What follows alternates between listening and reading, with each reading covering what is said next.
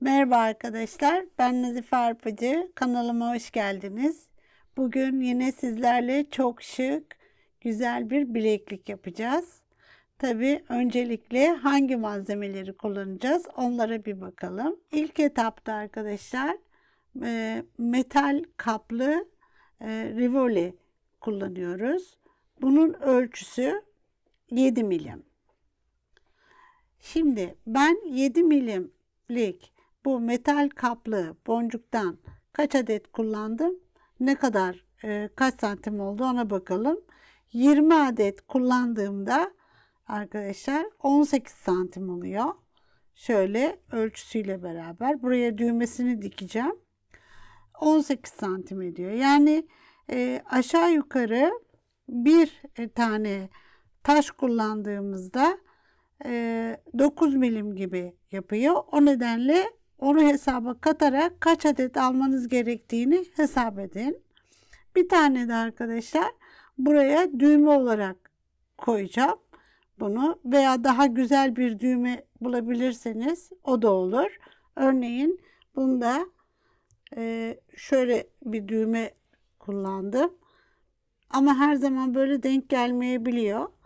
Yani böyle bir şey bulursanız da güzel olur. Evet, şimdi diğer malzemeler ise iki renk 11.0 kum boncuk. Kullanacağınız renklerle uyumlu olsun. Ve yine 4 milim bikone kristal. Bu ise arkadaşlar yine süper diyor. Süper diyomuzun ölçüsü 2,5'a 5 milim süper diyor. 3 milim yine kristal. Ve varsa eğer arkadaşlar Fireline kullanın. Metal olduğu için hani kesme olayı olabilir. Gerçi çok kez içinden geçiyoruz ama olsun, eğer Fireline varsa hem çalışmanız da daha kolay olacak. Şimdi yapım aşamasına geçelim. Evet arkadaşlar, şimdi basamak basamak nasıl yapıldığına bakalım. İlk başta yine ipimizin arka tarafını kesmiyoruz. Bir tane kum boncuk alıyorum ve ilk deliğinden, burada biliyorsunuz bunlar iki delikli, bu şekilde olmasına dikkat edin arkadaşlar. Karşılıklı delik olursa o biraz zor oluyor, hatta olmuyor. O nedenle bu şekilde bir taş alırsanız daha iyi olur. Evet, şimdi buradan ilerliyorum. Bir tane tekrar alıyorum. Bunları şu şekilde yerleştirip hepsinin sadece bir tarafından böyle geçiyorum. Şu. Aralara birer tane kum koyarak böyle böyle ilerliyorum. İlk basamağımız bu.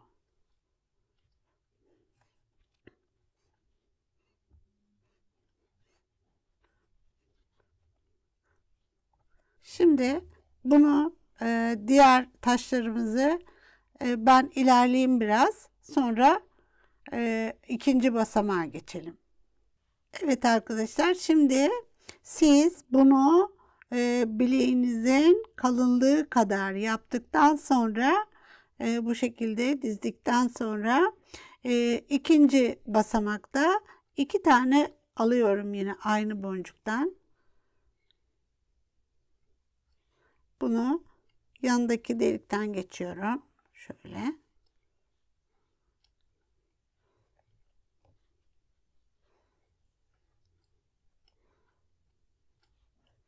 Ve arkadaşlar şimdi de karşı tarafın aralarına birer tane kum boncuk koyarak ilerleyeceğim. Bu şekilde. Şimdi birer tane alıyorum. Şöyle.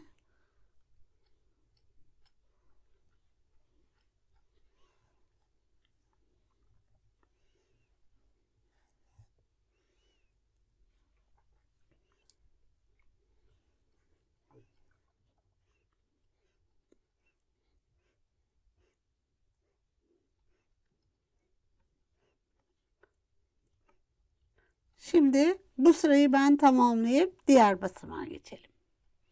Şimdi sonuna geldiğimde bir tane tekrar alıyorum. Bunu karşıdaki bu boncuktan girip ilerliyorum. Şöyle. Buraya. Yani diğer boncuktan çıktım. Şu şekilde. Buradan çıkıyorum. Şimdi ikinci kum boncuğumuzu kullanacağız. Bu şekilde çıkmışım. Bir tane diğer renk 11.0 kumumu aldım. Tersten giriyorum ve tekrar ilerleyip böyle diğer bu aradaki boncuğa geliyorum. Şu.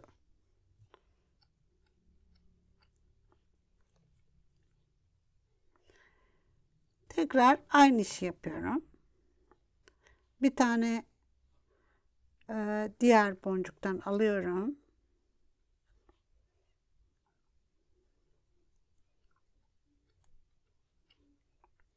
Şu.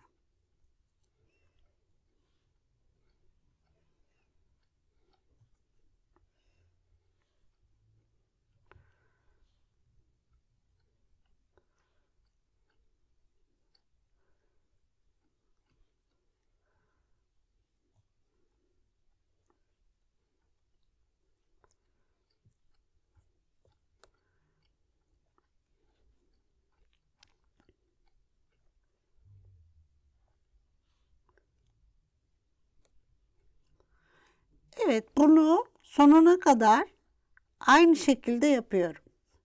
Evet arkadaşlar, şimdi sonuna geldiğimde şu şekilde buna da koyuyoruz bir gümüş. Şu. Bir tane gümüş rengi boncuğumu koyuyorum. Böyle. Ve döndürüyorum. Aynı şekilde buna da buraya geliyorum. Ve buraya da bir tane koyuyorum. Tekrar ilerleyip diğer aradaki boncuğa geliyorum. Şu. Şimdi aynı işi burası için de yapıyorum.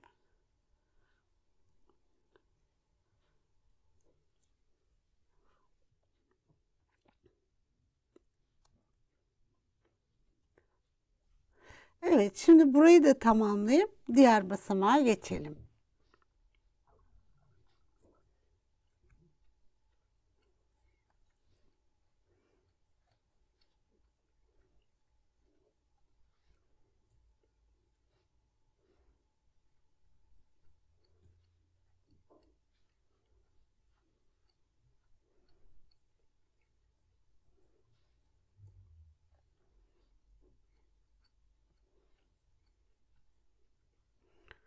Şimdi arkadaşlar bu ipim azaldığı için bunu burada düğme dikmek üzere bırakacağım. Şöyle ilerliyorum.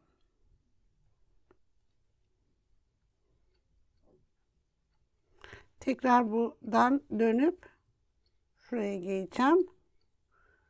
Ve burada bırakıyorum. Bu burada düğme dikeceğiz burada. Şimdi diğer ipimizi kesip iğnemizi takalım. Evet arkadaşlar, şimdi bu basamakta bu sonradan yerleştirdiğim boncuklarda çalışacağız. Ona ilerliyorum önce. Şimdi bu aralara beşer tane ilk çalıştığım kum boncuktan yerleştiriyorum. 5 tane alıyorum. Şu. Buraya giriyorum. Şöyle.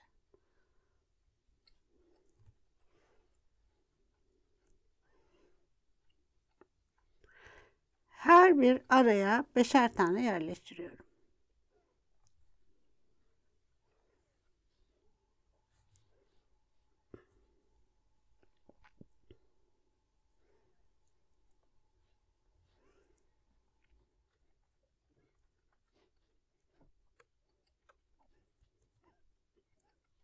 Şimdi bu şekilde devam ediyorum.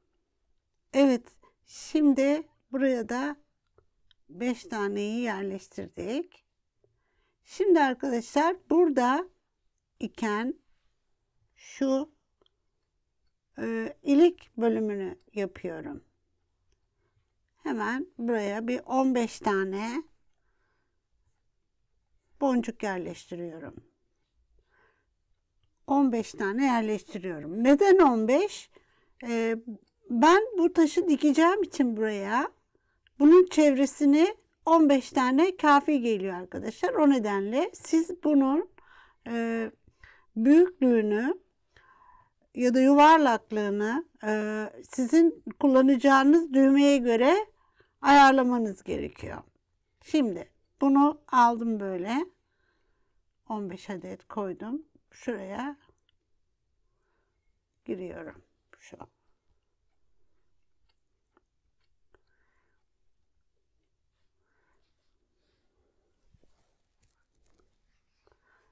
Şu şekilde düşünüyorum. Yani bunu yerleştireceğim için buraya buradan rahatlıkla girip çıksın diye şekilde bunu ölçü baz aldım. Yani 15 o nedenle yaptım. Sizler hani daha büyük ya da daha ufak yapacaksanız ona göre buradaki boncuğu azaltıp çoğaltabilirsiniz. Şimdi buraya çevirip aynı şekilde aynı işi buradan devam edeceğim. Yani 5 tane alıyorum. Buna giriyorum.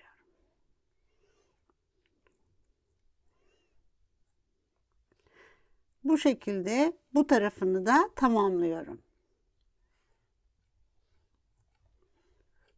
Şimdi burada sonuna geldiğimizde arkadaşlar buraya 4 tane alıyorum.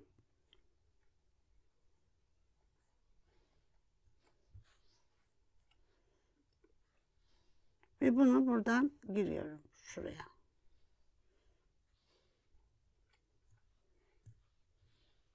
Şu. Şimdi diğer basamağa geçeceğiz. Böyle ilerliyorum. Hep böyle çevirerek, ilerleyerek bilekliğimi bitiriyorum arkadaşlar. Bu şekilde bitiriyorum. Şimdi buraya 5 tane almıştık. Onun tam ortasına geliyorum. Şu. Üçüncü boncuktayım. Şimdi bu arada size bir şey belirtmek istiyorum. Böyle volumlu olması size endişe ettirmesin. Şimdi ilerledikçe düzelecek o. Evet. Şimdi buraya 4 milim kristallerimizi yerleştiriyoruz. Şu şekilde. Bunlar 4 milim arkadaşlar. 3 milimleri daha sonra kullanacağız. Evet. Şimdi gene getirip bu ortadaki şundan çıkıyorum. Şu. Tekrar yani şimdi aralara aynı şekilde gidiyorum.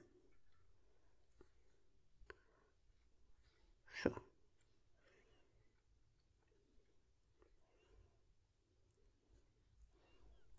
Buraya yerleştiriyorum.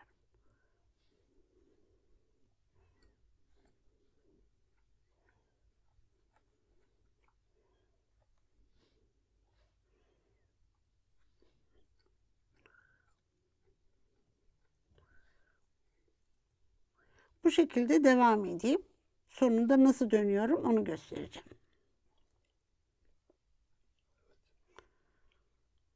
Sonuna geldiğimde arkadaşlar bakın şöyle burada bitmiş oluyor. Bunu ilerliyorum. Şöyle hepsinin içinden turluyorum bu şekilde.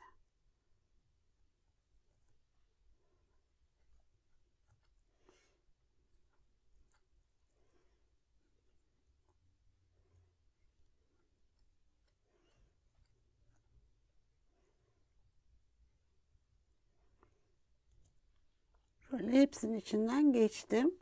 Şimdi de şuna gelmem gerekiyor ki tam karşısında aynı şekilde çalışıp devam edeyim. Şöyle.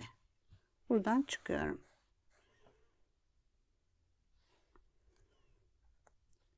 Yine aynı grubu diğer tarafta olduğu gibi buraya da yerleştiriyorum. Şu.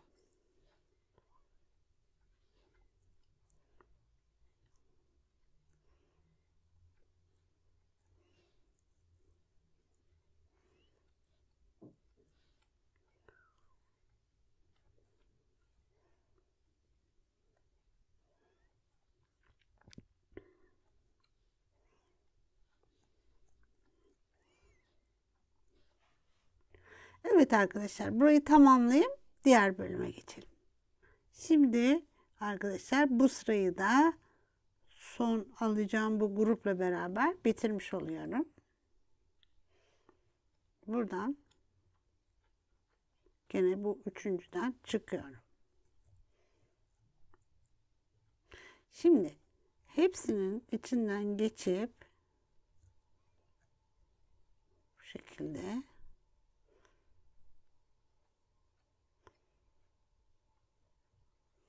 böyle turlayıp, nerede olduğunuz önemli arkadaşlar.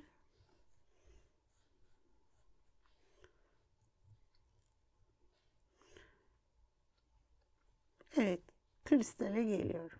Kristaldeyim.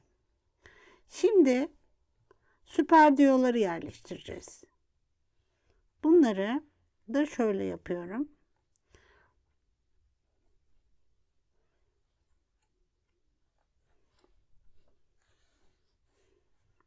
Bu grubu alıyorum. Böyle çıktım. Tersten giriyorum.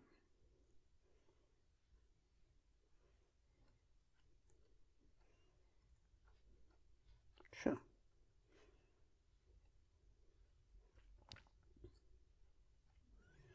İlerliyoruz. Tekrar kristale geliyorum. İçinden pas geçip şöyle. Şimdi yine aynı şekilde bir kum, iki süper diyor. Bir kum olarak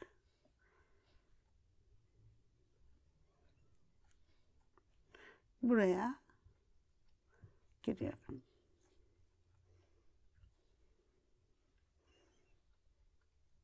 İlerliyorum. Aynı şekilde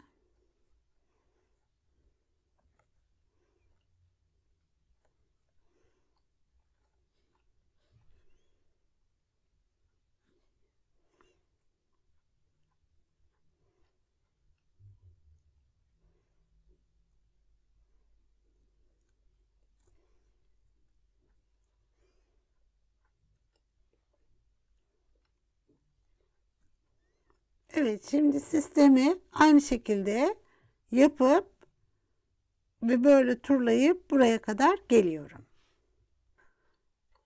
Evet arkadaşlar, şimdi bu bölümü de bitirdik. Şimdi tekrardan ilerleyip buraya geleceğim. Şöyle. Buradan içinden ilerliyorum.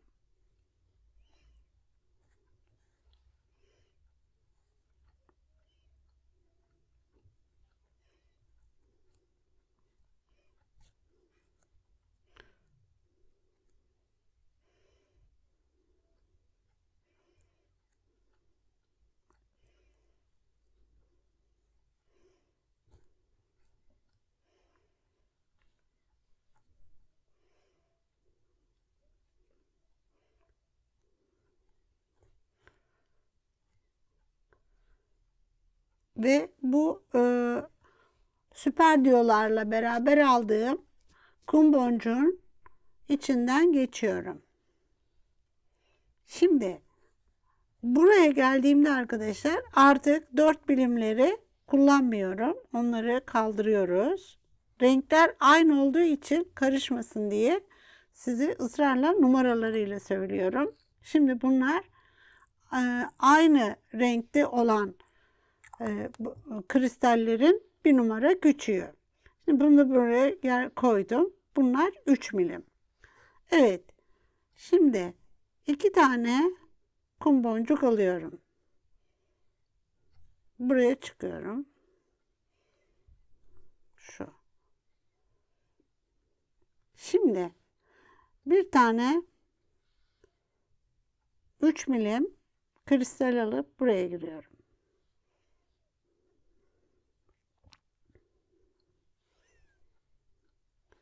Ve bir tane kum boncuk alıyorum. Şu. Şimdi tekrar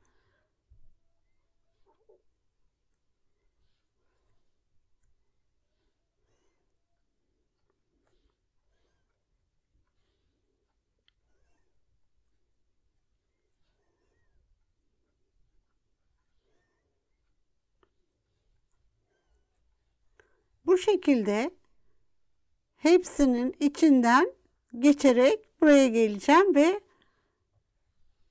şu bölümü nasıl yapıyorum onu da gösterip düğmemizi dikeceğiz. Burada arkadaşlar başta nasıl yaptıysak sonunda da onu yapmamız gerekiyor. Yani 2 tane 11.0 kum alıyorum. Buraya giriyorum. Şu.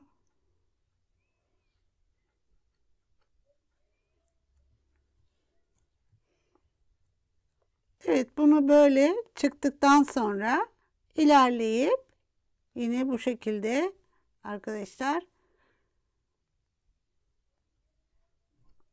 böyle bu tarafa geleceğim.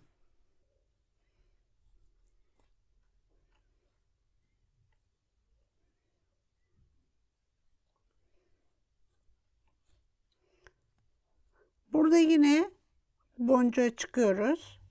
2 alıyoruz. Buraya giriyorum. Yine kristalimi koyuyorum.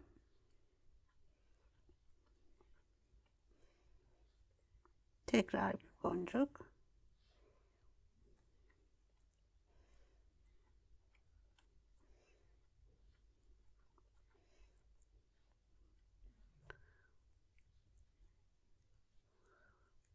Bu şekilde bu sırayı da tamamlıyorum. Sonunu da aynı şekilde bitiriyoruz. Geldim. İlerliyorum.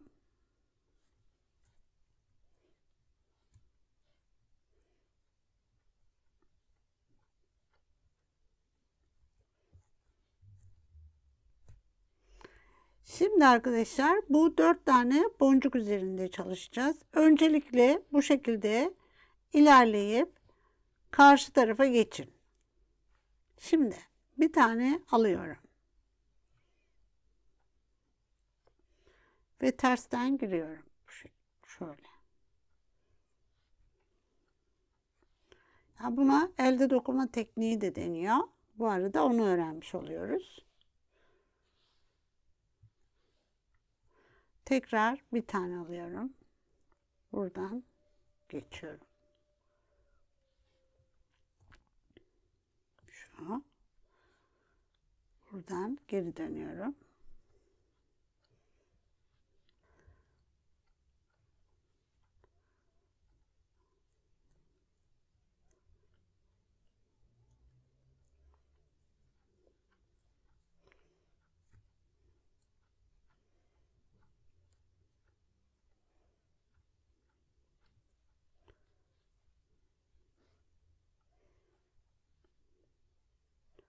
Yani her seferinde terse dönüp bu şekilde şöyle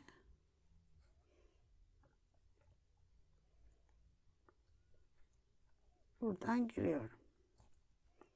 Şu. Şimdi bir sıra daha öreceğim.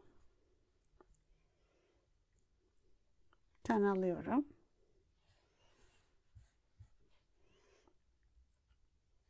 Buraya giriyorum. Şu.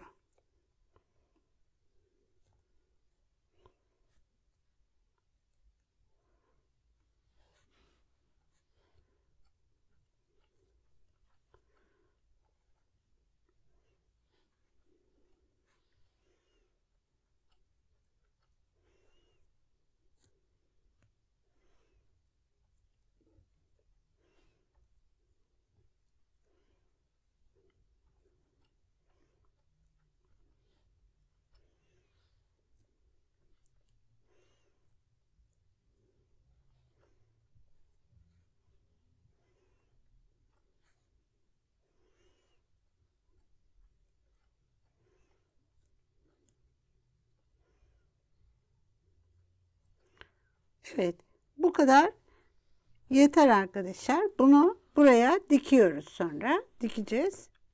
Onu da burada göstereceğim nasıl dikeceğimi. Şimdi bunu bu şekilde aşağı iniyorum tekrar. Sağlamlaştırıyorum. Şöyle.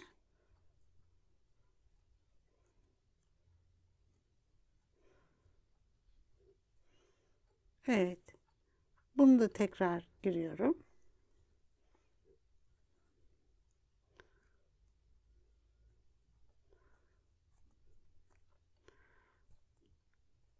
Buradayken bunu yakıp kesebiliriz. Bununla da düğmemizi tekrar gelip dikiyorum. Şimdi dediğim gibi bunu değil de aynı şekilde bitirmiş olduğu bilekliği dikelim. Şöyle.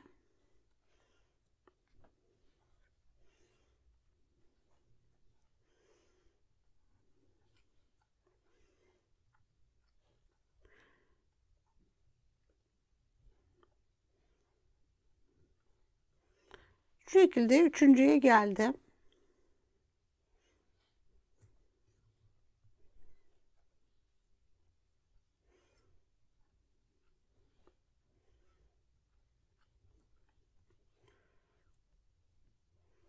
Bunu olabildiğince serbest bırakıyorum. Ve buradaki ikinciden çıkıyorum şu an.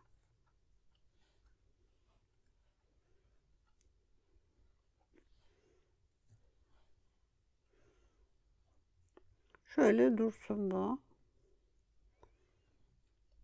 Bunu buradan giriyorum.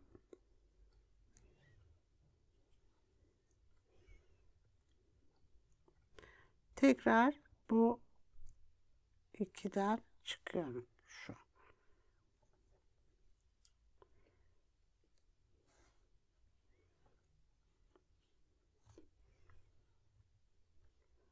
Şimdi arkadaşlar şöyle yapıyorum. Bunu şu şekilde çekip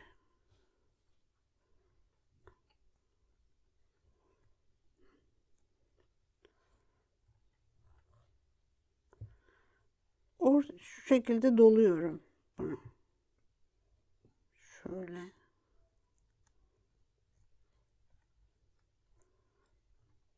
Tabii bu düğme olursa daha kolay olacak sizin için. Bu şekilde.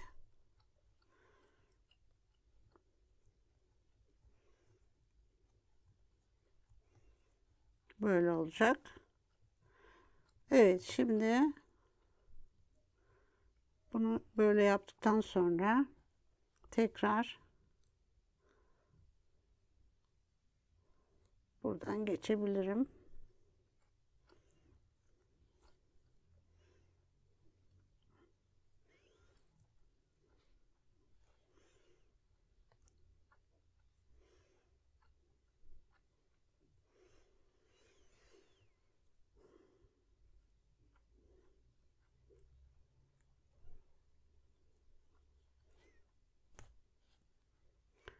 Şu ipleri arkadaşlar içlerinden şöyle dağınık durmasın diye geçiyorum.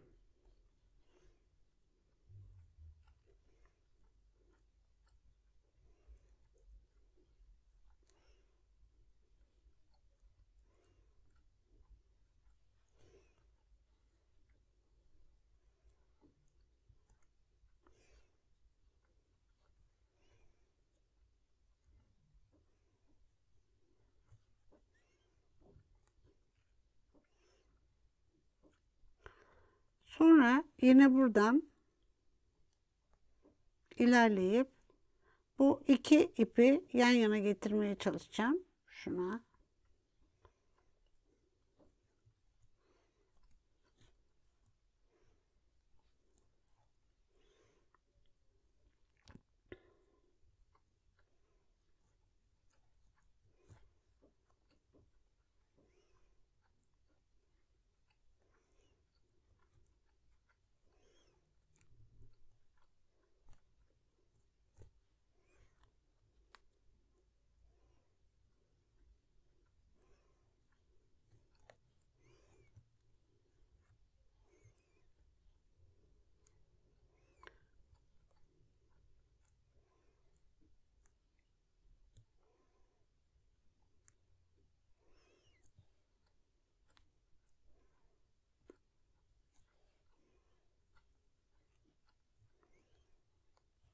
Ve burada kesiyorum bunu. Evet, keselim.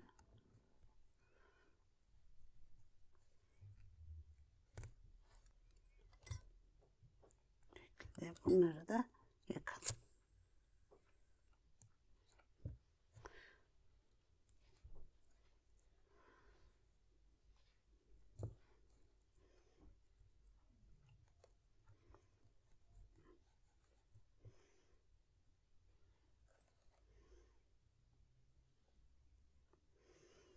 Evet arkadaşlarım, böylece bir işimizi daha tamamladık.